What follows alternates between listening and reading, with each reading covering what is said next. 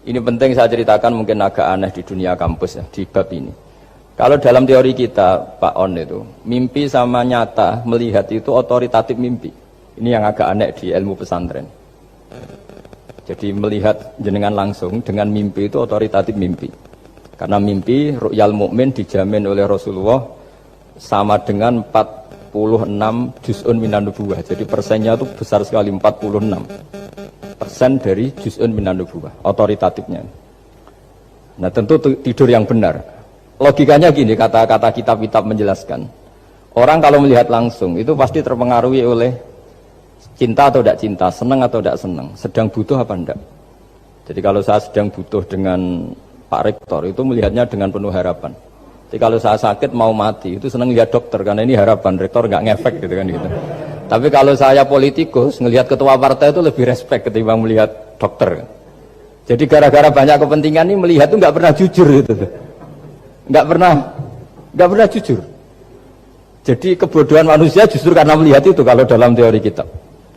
Makanya kalau dalam teori pesantren itu kebalik, anna sunyamun wa idza matu intabahu. Manusia itu hakikatnya tidur, baru setelah mati bangun. Misalnya kita di dunia nganggap uang itu penting, harta itu penting, jabatan penting. Setelah kita mati ternyata yang paling penting itu hanya sujud. Karena kamu itu kenangan ketemu Allah terbaik itu sujud. Yang kita anggap penting di dunia semuanya tidak penting. Yang kita anggap sepele kayak sholat ternyata itu super penting. Tapi sadar itu nunggu nanti di akhirat. Ya saya ini termasuk syukur yang sadar sebelum sampai akhirat. Jadi termasuk orang yang beruntung lah gitu. Nah kenapa mimpi itu begitu penting? Karena tadi ketika orang tidur itu off semua. Sistem sarafnya, sistem apanya. Yang ada hanya pengendalian Tuhan. Karena dia tidak bisa mengendalikan dirinya sendiri. Apalagi kalau tidurnya benar ya tentu pakai wudhu, terus pakai doa-doa, terus menghadap kayak mayit itulah, standar mayit itu menghadap ke kiblat kayak posisi mayit itu. Sehingga dia ada intervensi pada dirinya sendiri, ya tidak punya keinginan dari dirinya sendiri. Kamu kan nggak bisa ingin wah tidur ingin ketemu wanita cantik kan tidak bisa nentukan gitu. Akhirnya ya benar-benar hanya milik Allah. Apalagi kalau kita bacanya benar, terus pikirannya benar. Makanya uniknya dalam Islam adalah doa mau tidur dengan wiridan setelah sholat itu ajarannya Nabi banyak mau tidur. Wiridan subhanallah 33, alhamdulillah 33, Allahu akbar 33 dan disempurnakan seterusnya itu ijazah Nabi kepada Sayyidah Fatimah itu untuk mau apa? Tidur. Bismika wada'tu jambi wa bismika arfa'u, sampai doanya panjang. Allahumma aljatu zuhri ilaika, panjang sekali doa mau tidur. Saya yakin jenengan ndak hafal dan ndak. Paling ya bismika wada'tu jambi apa? Bismika Allahumma ahyawamu. Itu sebagian ustaz bilang itu doa ngaji katanya. Ada seorang ustaz saking mangkelnya, ibu sudah baca doa ngaji? Belum, tak juara. Bismika Allahumma ahya bismika wa amut. Wah itu kan doa mau tidur Pak Ustaz. Iya biasanya kalau ngaji tidur.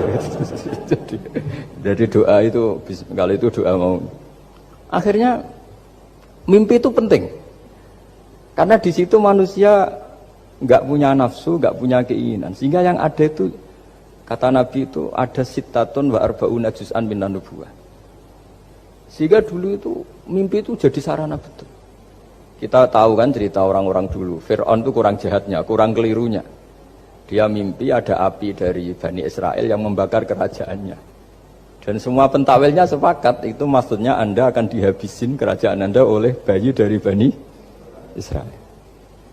Begitu juga raja zaman Nabi Yusuf itu mimpi kalau ngalami ada 7 sapi yang gendut dimakan oleh 7 sapi yang kurus. Jadi mimpi itu sarana bahkan dari orang kafir. Karena ya tadi yang preman ya nggak ada premannya, yang soleh ya nggak ada solehnya, semua dikendalikan oleh Allah Taala pas tidur. Sehingga tidur ini menurut agama lebih otoritatif, asal dengan tidur yang benar.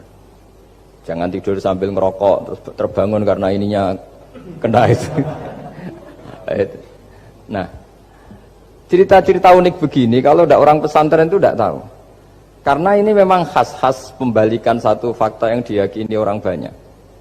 Sehingga ulama dulu itu cerita, ini saya teruskan. Imam Amudi itu akhirnya murid-muridnya mimpi. Mimpi di situ tanya, Pak Ustadz, Anda masuk surga enggak ketika hidupnya hanya nerangkan matematika? Oh iya, saya bahkan enggak sekedar di surga. malaikat dikumpulin Allah untuk mendengarkan presentasi saya ngajar matematika. Jadi kata dia cerita, Allah bilang gini ke malaikat, hei para malaikatku, kenapa kamu iman sama saya? Ya karena saya melihat engkau ya Allah, melihat kekuasaan engkau. Tapi imannya orang ini itu melebihi iman kamu. Wah ya tidak bisa, saya melihat engkau langsung, ini tidak melihat engkau langsung. Kenapa begitu yakin seperti yakin kita? Oh iya. Terus Imam Mahmudi, silahkan ajari matematika. Mahmudi mulai ngajari matematika. Terus beliau ngajari ya sederhana. Angka 2, 3 sampai ribuan sampai jutaan itu bin nisbat ilal wahid nisbatun wahidah, yaitu nisbatul far'i ilal asli. Hanya ngajari itu dok.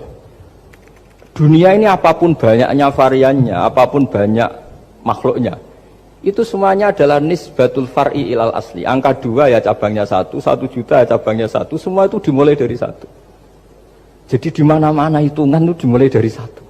Dan 1 ini harus ada, yaitu Tuhan. Matematika akhirnya malaikat, wah keren juga maksudnya. Keren juga maksudnya. Akhirnya Allah bilang, dan itu didawuhkan juga oleh Rasulullah SAW, tuba liman amana bi walam yaroni. Yang hebat itu imannya orang yang enggak melihat saya. Makanya masyhur itu, malaikat ditanya Allah, siapa imannya yang paling kuat? Ya kita, karena melihat engkau langsung ya Allah. Para nabi. Terus tapi yang dari sekian pertanyaan itu jawab sama, yang paling ajaib adalah umat-umat Muhammad di akhir zaman, enggak menangi nabinya, juga enggak pernah lihat surga neraka, tapi iman sama saya. Dan mereka punya cara untuk imannya ini berkualitas sama dengan kamu para malaikat. Ya diantaranya dengan cara logika tadi yang saya utarakan tadi.